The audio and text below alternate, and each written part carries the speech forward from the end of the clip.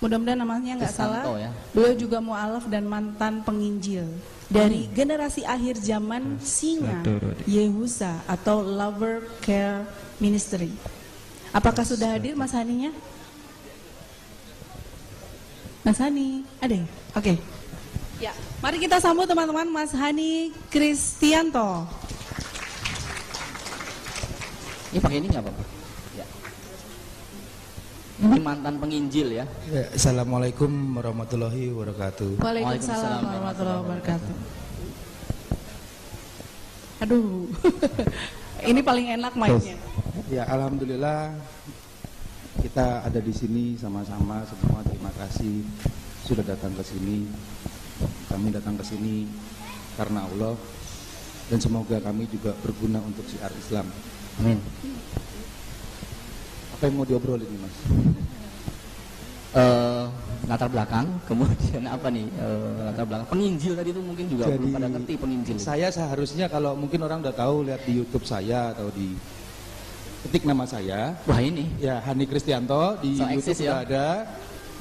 Bukti-buktinya dulu sempat dihapus, dihilangkan. Begitu. Yang saya sempat dihilangkan, bukti-buktinya alhamdulillah ada teman mualaf yang lain yang nyimpan. Bukti apa nih Mas? Maaf. Khotbah saya. Saya. Di penginjil itu. Oke. Waktu di gereja saya khotbah, waktu saya pelayanan itu dihilangkan semua dulu. Akun-akun saya dibajak, terus ada yang nyimpan rupanya, diupload lagi. Tapi itu nggak masalah. Ya. Itu masa lalu. Masa lalu. Itu masa lalu. Biarlah berlalu ya Mas. Ya. Oke. Dulu saya pembenci Islam. Dulu saya banyak melakukan hal untuk merusak Islam.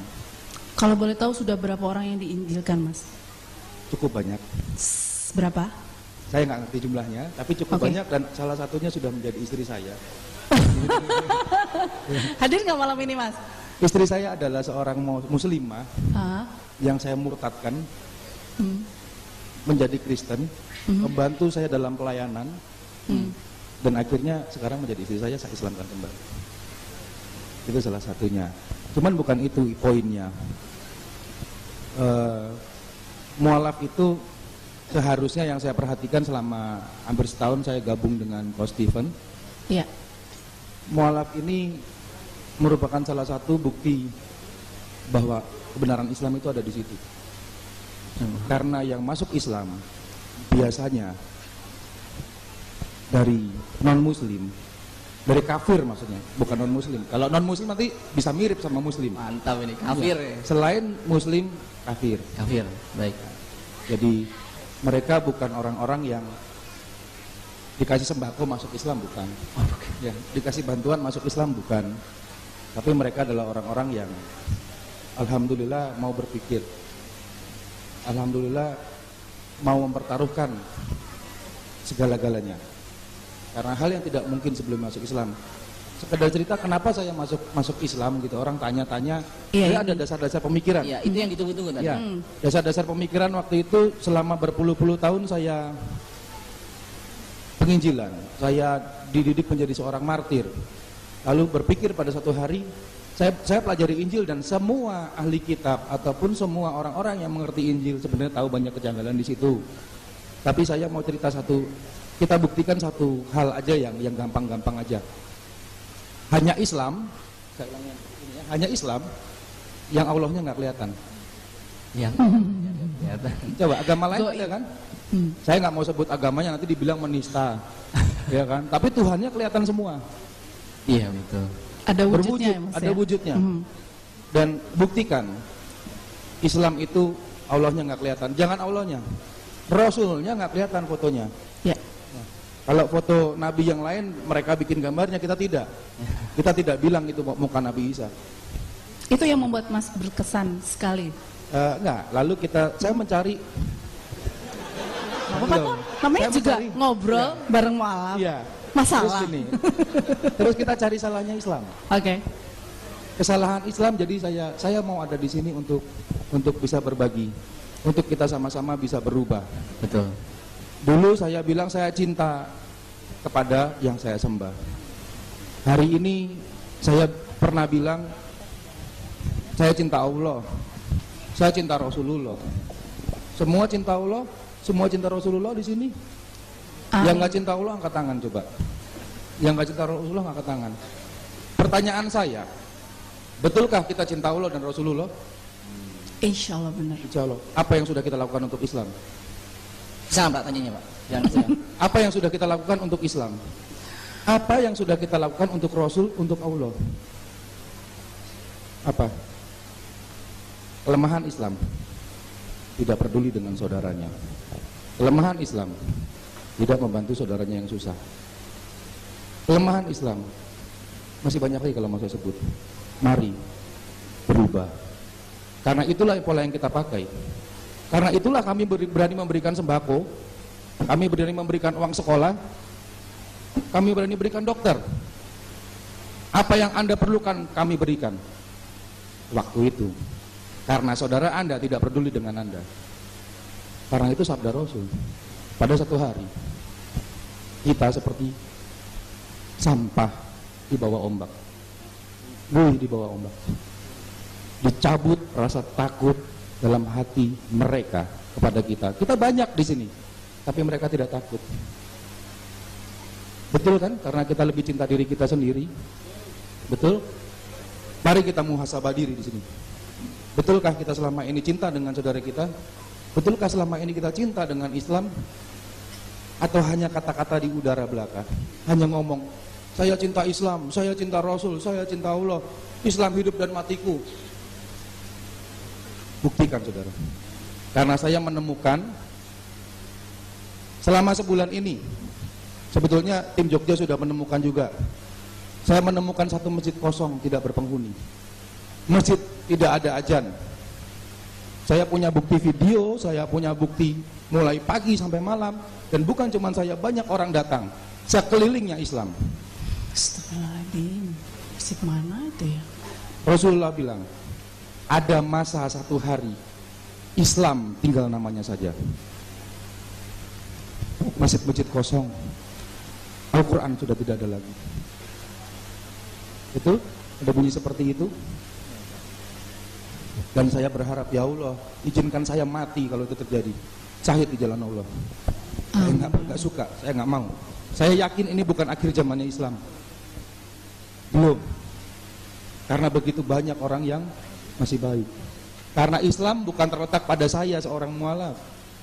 Islam juga tidak terletak pada lisan saya atau pikiran saya. Kebenaran Islam terletak pada Al-Quran dan Sunnah Rasul. Kemurnian Al-Quran terletak pada Al-Quran. Bagi Anda nanti yang menyaksikan yang bukan Islam, kalau Anda membenci Islam, bencilah Islam 100%. Pelajari Al-Quran dan cari salahnya. Kalau bisa. Saya buktikan kenapa, karena Allah berfirman, berjanji bahwa Al-Quran Allah yang memberikan dan menjaganya. Dan mari saudara-saudaraku, Allah sangat cinta orang yang mencintai masjid. Saya lupa di dalam hadis kursi yang mana, tapi ada bunyi begini, sesungguhnya Allah akan menurunkan ajab kepada makhluk di bumi, tetapi karena Allah melihat kaum Islam bertasbih kepadanya, saling mengasihi dan mencintai, maka Allah palingkan bencana itu dari kaum Islam.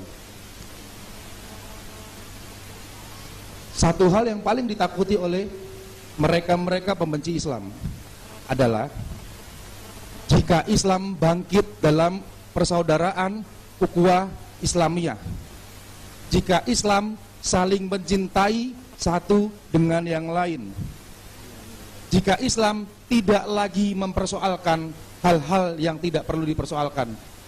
Selama Rasul kita Rasulullah Muhammad SAW, selama Allah kita Allah Subhanahu wa Ta'ala, selama kiblat kita menghadap Ka'bah, saya nggak peduli Anda kunut atau nggak kunut, kita saudara. Mari saudaraku, kita bersatu bersama-sama, kita rubah diri kita sama-sama, kita bangun Islam kembali. Kita jadikan masjid sebagai pusat tempat kita beribadah, tempat kita bersama-sama merencanakan sesuatu. Insya Allah kita bisa bersama-sama. Hari ini ada banyak sekali mualaf-mualaf, juga banyak yang palsu, banyak yang cuma minta-minta. Jangan pernah kasihan dengan yang namanya mualaf. Mualaf tidak untuk dikasihani. Kalau ada mualaf minta-minta, dia menjual mualafnya.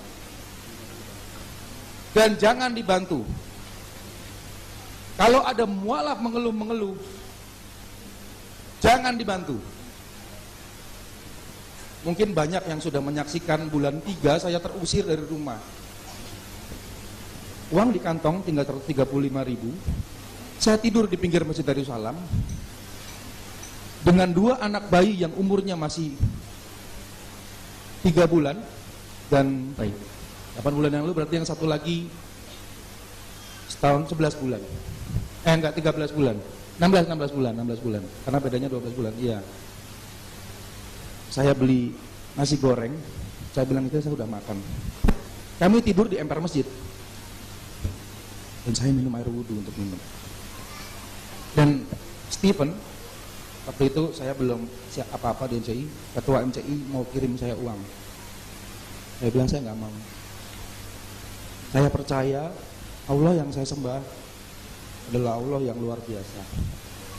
Banyak orang Kristen menyumpahi saya, anak saya sejak dalam kandungan sudah dikutuk-kutuk, akan lahir cacat, akan hancur. Anak saya 2, yang pertama yang paling besar namanya Ikhlas, adiknya namanya Sabar. Akhlaknya luar biasa. Satunya luar biasa. Mungkin Arido ya. Atau Istiqomah, Ikhlas, Sabar dan Istiqomah ya? Insya Allah. Tapi dengan begitu, karena kita menjadi mualaf bukan karena manusia. Mustahil orang bicara sama saya, orang saya nggak percaya Islam, gimana orang Islam mau bikin saya percaya? Nggak ada yang bisa bikin saya percaya. Karena hidayah itu milik Allah. Karena Allah merubah hati kami semua. Kami semua dirubah hati kami oleh Allah.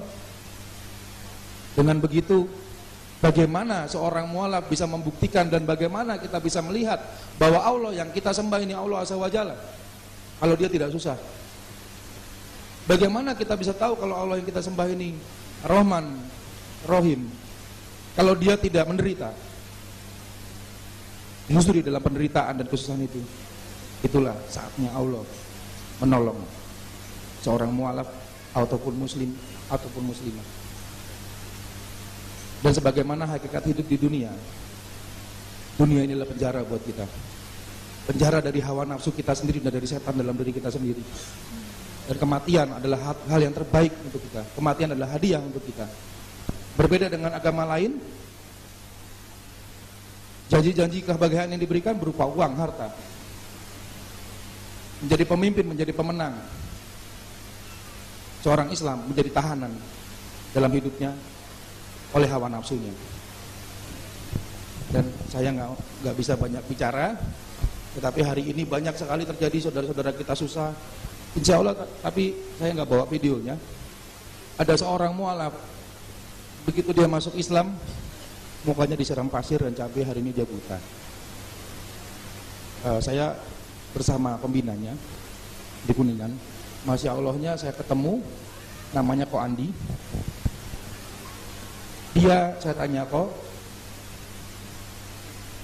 mau apa rasanya buta seperti ini? Mau sembuh nggak? Dia jawab, Pak Hani, kata Allah, kalau saya mau sabar dan ikhlas, surga jaminannya. Dan dia hafal beberapa juz Al-Quran di depan kami semua dengan tartil, dia Yasin, dia Al-Fatihah. Dia lumpuh, dia buta, dan dia tidak pernah minta-minta sedikit pun. Banyak orang gereja, orang Buddha datang ke tempat dia dan dia tolak semua bantuan itu. Kita akan kumpulkan dana untuk beliau. Hari ini ada masjid, 2 masjid yang kosong. Saya tidak mau sebutkan namanya. Ya, saya tidak mau sebutkan lebih jauh lagi, tapi mari, saya yakin saya bisa hidupkan masjid itu. Saya yakin dengan bersama-sama, saya tidak bisa, mohon maaf, saya tidak bisa, tapi saya yakin Allah bisa hidupkan masjid itu. Mari kita doakan. Hari ini kami difitnah, MCI difitnah bohong. Mualaf Center Indonesia, Hani, dan seluruh tim Mualaf Center Indonesia berbohong mengenai masjid yang kosong itu. Saya punya bukti video nyata dan foto bahwa lafal Allah ada di dalam WC. Saya punya bukti nyata bahwa plafonnya bolong. Saya punya bukti nyata bahwa di sana nggak ada azan. Biarkan yang mau ikut setan ikut setan. Tetapi Allah Maha tahu dan hanya la haula wala quwata illa billah, hanya Allah yang menolong saya selama ini, bukan orang. Jadi saya cuma terakhir saya bilang saya sangat sayang dengan Islam, saya sangat sayang dengan saudara-saudara semua. Karena saudara-saudara semua pasti sayang dengan saya. Mari kita ungkapkan rasa sayang persaudaraan di antara kita, tidak dengan kata-kata. Mari kita sayang karena Allah, mari kita benci karena Allah, mari kita berjuang karena Allah. Karena pada akhirnya kita hanya akan masuk ke lubang yang sempit itu. Benar kan? Pada akhirnya kita semua akan mati. Pada akhirnya kita akan masuk ke dalam lubang yang sempit. Di sana ada ajab, di sana ada pertanyaan antara jannah atau nar. Dan sekiranya satu hari saudara-saudaraku kalian semua lebih mulia dari saya. Saya berinsya Allah semua yang di sini lebih mulia dari saya. Dan jika satu hari kalian berada di surga dan melihat saya dalam neraka, bilang ke Allah bahwa yang namanya Hani pernah ada di tengah kalian dan keluarkan saya dari nar itu. Takbir, Allahu Akbar. Demikian. Assalamualaikum warahmatullahi wabarakatuh. Waalaikumsalam warahmatullahi wabarakatuh. Beri tepuk tangan yang meriah buat saudara-saudara kita yang sudah kembali ke jalan Islam. Ini mengaduk-ngaduk hati saya ini, ya Allah ya Rabbi. Saya juga. Aku juga. Tapi lebih keras aku kayaknya. Ya deh, nggak apa-apa. Ngalah sama istri. Udah gemeteran ya. Yang saya penasaran nih Mas Hani, apa sih waktu itu yang diberi, yang apa ya, yang membuat Mas Hani termotivasi sekali untuk kemudian mengkristenkan orang Islam gitu. Jadi waktu itu kan Mas Hani dengan pemahamannya gitu. Ya, jadi doktrinasi yang ya, doktrin. Sebenarnya mereka nggak salah. Seluruh orang Nasrani itu mempunyai ayat yang begini, beri katakanlah seluruh Injilku kepada seluruh bangsa. Oh, mereka sesama kita. Mereka menjadi Kristen karena bapak ibunya Kristen. Anda menjadi Islam karena bapak Anda, ibu Anda Islam. Karena itu bersungguh-sungguhlah dengan agama Anda. Jika Anda Nasrani, pelajari Injil Anda, baca sampai habis dan pakailah logika. Jadi ada seruan ternyata di situ ya? Iya. Bukan. Mas Anu, mari sungguh-sungguh. Saya ya sangat yakin. Coba perhatikan orang-orang yang masuk Islam. Ya. Yang terakhir, Ayahanda Beni Mokalu, Jenderal Bintang 2 dari Bali. Dia sudah cukup sukses, cukup kaya. Siapa yang bisa paksa dia masuk Islam kalau dibilang Islam agama pemaksaan? Iya. Dia nggak butuh uang. Dia punya uang banyak. Memang keluarganya kaya. Dia nggak butuh jabatan. Bintang 2 udah pasti Kapolda, paling tinggi dari Bintang 2 adalah Kapolda. Iya, iya. Ya. Terus lihat beliau. Kenapa beliau masuk Islam? Yang saya dengar dan yang saya baca, dia mempelajari Al-Quran. Dia membaca Al-Quran. Lihat Bunda Anastasia. Siapa dia? Bukan seorang Kristen biasa. Lihat Stephen, lulusan Leiden, sekolah teologi terbaik di dunia. Saya hanya misionaris biasa. Biasa Ya. tapi udah banyak yang dikristenkan ya. Ya, ini Luar biasa. sebenarnya zaman dulu tuh tokoh-tokoh ya, tokoh-tokoh di agama yang lama. Ya, lalu Kemudian saya ketika tanya, berislam, siapa orang yang masuk ke Kristen? Artis. jadi Saya malu nih kalau tanya jawab satu hal. ini. Untuk kalian yang bilang saya dulu kiai, saya dulu ustadz, saya dulu muslim, sekarang karena ABCDE Ya. saya masuk Kristen. Kristen. Saya dulu takbir masjid. Buktikan dulu Islam Anda ke saya. Berapa juz Anda hafal? Apa yang sudah Anda lakukan untuk Islam? Harus ada bukti nyatanya. Ya, ya, ya. Apa yang sudah Anda lakukan ketika Anda seorang muslim atau muslimah yang Anda lakukan untuk agama Anda? Baru bisa bicara begitu. Baru ya. bisa bicara. Dan yang tadi menarik ini adalah yang mereka takutkan adalah ukhuwah di antara kita. Ya. Yang mereka takutkan adalah kalau kita Begini. sudah peduli satu sama lain. Kalau Islam ini sudah saling mencintai satu dengan yang lain, sudah bersaudara tulus karena Allah, membantu karena Allah, mereka mau ngapain lagi? Nggak ada kesempatan untuk membantu sekolahin, nggak ada kesempatan untuk ngobatin, nggak ada kesempatan untuk ikut campur dalam masalah agama kita. Kasih mie segala udah nggak ada kesempatan ya Mas ya. Seluruh Sungguh-sungguhlah sama Allah. Islam tidak menjanjikan Anda menjadi kaya raya banyak jabatan, tidak. Saya masuk Islam, saya kehilangan segala-galanya. Demi Allah, segala-galanya. Bahkan saya bilang, ya Allah, tarik nyawa saya waktu saya putus asa. Saya sudah bosan hidup seperti ini. Saya menangis sama Allah, tidak ada yang tahu 6 bulan saya kurung diri saya. Pada akhirnya Allah berikan satu itu ke saya. Bahwa hidup ini tidak menjanjikan kenikmatan. Hidup ini penjara. Ada yang susah, saudara-saudara, ada yang sakit gak sembuh-sembuh. Mau disobatin sama dukun. Sesungguhnya sakit itu adalah cara Allah menyucikan dan membersihkan kita dari dosa, membuat kita dekat kepada Allah. Di saat kita sakit, kita punya waktu untuk berharap kepada Allah, bicara sama Allah. Bukan lalu anda saya sembuhkan. Sakit dari Allah, hikmah, anugerah sakit itu. Ketika kita menjadi Islam, saya ditinggalkan oleh banyak orang. Adik kandung saya sampai detik ini memberikan sumpah yang luar biasa. Karena saya bilang, saudara-saudara, saya dengan Anda, saudara, bahasa Inggrisnya, we are forever friend until jannah. Belum tentu saudara kandung saya masuk surga sama saya.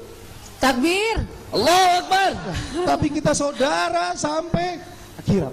Amin ya Allah. Belum tentu saudara-saudara lain yang masih kafir. Sama-sama saya masuk jannah. Bagaimana biar dia masuk jannah kalau dia bukan Islam? Bagaimana dia masuk jannah kalau patung masih dia sembah?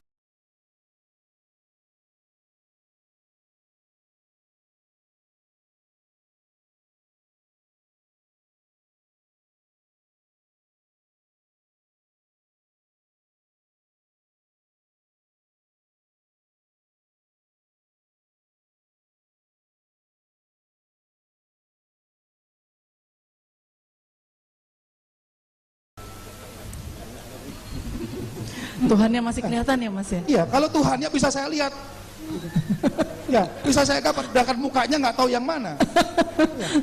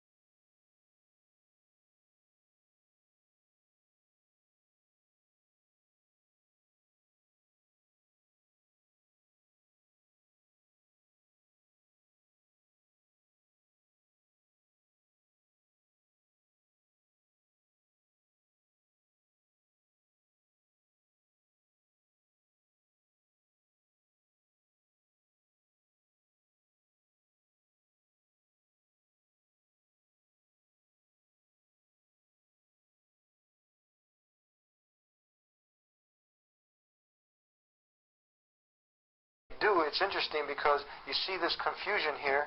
Like I said, we are not trying to step on nobody's toes, but this information is out there, and it should be known.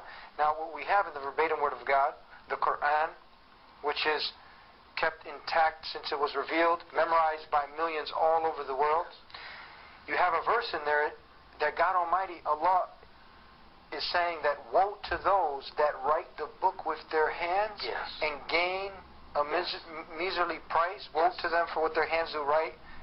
Yeah, we certainly do, and we can see this specifically in terms of some places in the Bible where we know when something was added, we know why it was added, we even know where it was added. Give us some examples now. Yeah, if I can reach over here to King James Version of the Bible. Yes. And I'm using this one because King James Version is from a late Greek source manuscript, not an early one.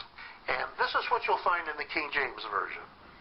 For there are three that bear record in heaven, the Father, the Word, and the Holy Ghost. And these three are one. And there are three that bear witness in earth, the Spirit, and the water, and the blood, and these three agree in one. Now that's what you find. And that's What verse is that? This is 1 John chapter 5, verses 7 and 8. Yeah. And that certainly sounds like the Trinity, doesn't it? Yes. Okay, but this is a late Greek manuscript that they're translating from. Now, if we go to the New Revised Standard Version of the Bible, which goes back to much earlier manuscripts, and we look at the same exact verse, we find this. There are three that testify, the Spirit and the water and the blood, and these three agree. And that's it. Everything about the Father, the Son, and the Holy Ghost and being in heaven and these three are one, that's a later addition that does not exist in the oldest manuscripts. And in this particular case, we know when this was added. It was added around the year 380. It was added in Spain, in a manuscript in Spain, and from there went into the Latin Vulgate, Jerome's translation of the Bible into Latin, and then subsequently was picked up from Latin sources and some late Greek manuscripts, which is how it got into the King James Version. But the original, there's absolutely no mention of the Father, the Son, and the Holy Spirit. What's the one from, I believe it's Mark, towards the end, where you have bits, whole chunks that are not... It's the last part of Mark. Most of the early manuscripts end with verse 8. This is chapter 16, verse 8. That's where it ends. But in later manuscripts, it goes on from verse 9 to verse 20, talking about the resurrection of Jesus. And this is a big later addition to the These are known Bible. facts. How about the story of the adulterer and the adulteress? Oh, and John.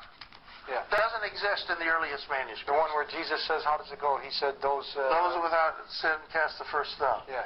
Wonderful story. Beautiful story.